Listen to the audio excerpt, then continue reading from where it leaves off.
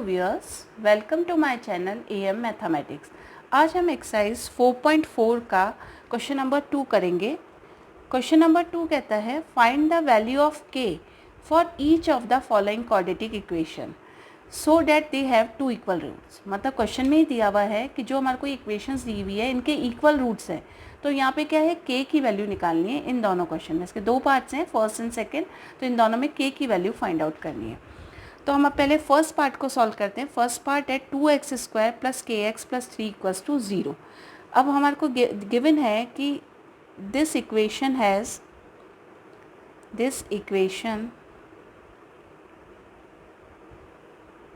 Have two equal roots. तो two equal roots की condition हमको पता है क्या होती है। b² माइनस 4ac जो होता है वो किसके बराबर होता है, 0 के बराबर होता है। This equation have two equal roots, so b² minus 4ac equals to 0। अब यहाँ पे a b c की वैल्यू निकाल लेंगे। पहले a बराबर क्या है, यहाँ पे a है x² का कोफिशिएंट जो कि 2 है, b के बराबर क्या है x का कोफिशिएंट जो k है, और c बराबर क्या है 3 है। अब इसको हमें ये फर्स्ट इक्वेशन जो है b² minus 4ac equals to 0 इसमें रखना है। इसमें अगर हम वैल्यू सब्स्टिट्यूट करेंगे तो b² यानी k का स्क्वायर माइनस 4ac, a की जगह 2 लिखा, c की जगह हमने 3 लिखा, इक्वल्स टू क्या दिया है हमको, 0 दिया है। k का स्क्वायर करेंगे तो ये k² माइनस 4 2 जा 8, 8 3 जा 24 इक्वल्स टू 0।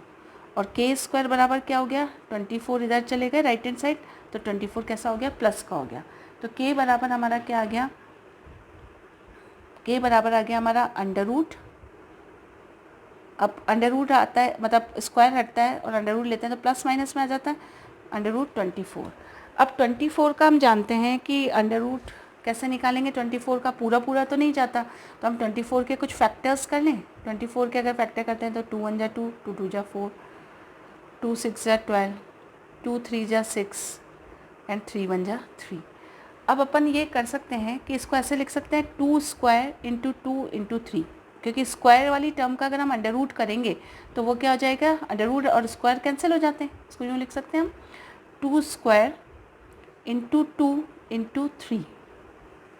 क्या कारण है कि जब इस स्क्वायर वाले पार्ट का अंडर रूट करेंगे तो स्क्वायर और अंडर रूट कैंसिल होकर 2 बाहर आ जाएगा और 3 2 जा 6 अंदर रह जाएगा। तो इस तरीके से अंडर रूट निकाल लेंगे। अगर पूरा पूरा जाता है तो मैं आपको पिछले क्लासेस में मेथड बता चुकी हूँ अंडर रूट निकालने का। तो हमने इसको यूँ लिख दिया 24 के फैक्टर करके 2² into 2 into 3।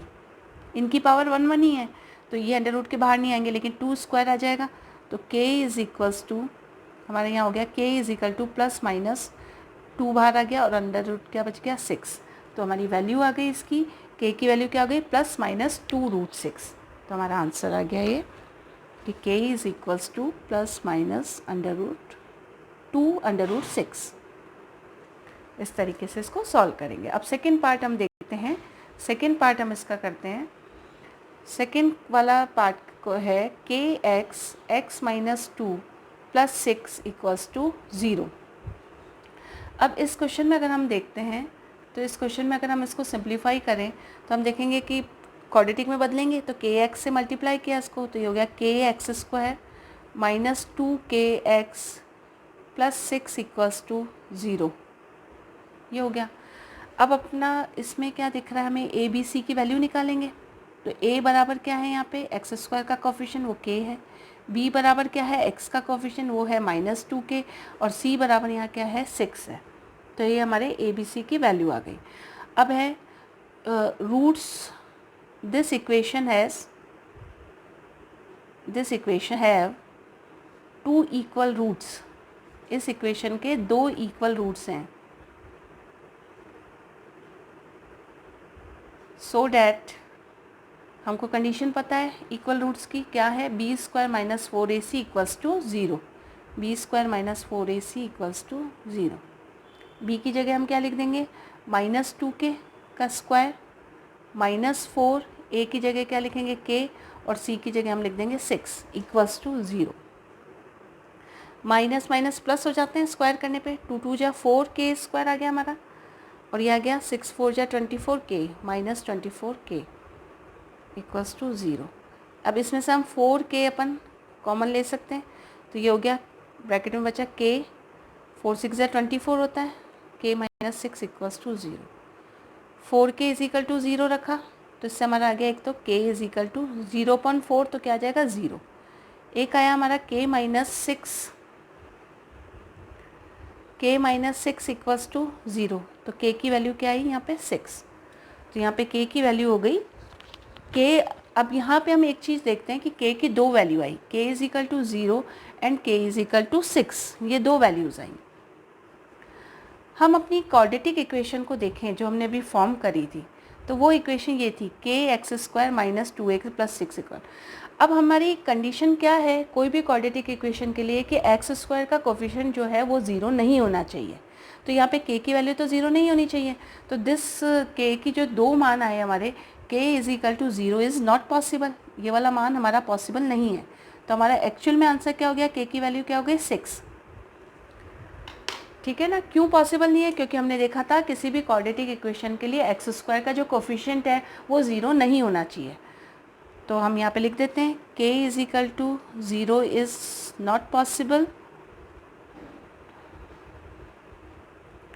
Because in any quadratic equation,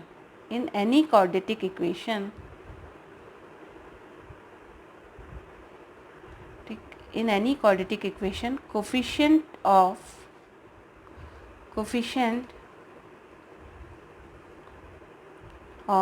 x² should not be 0,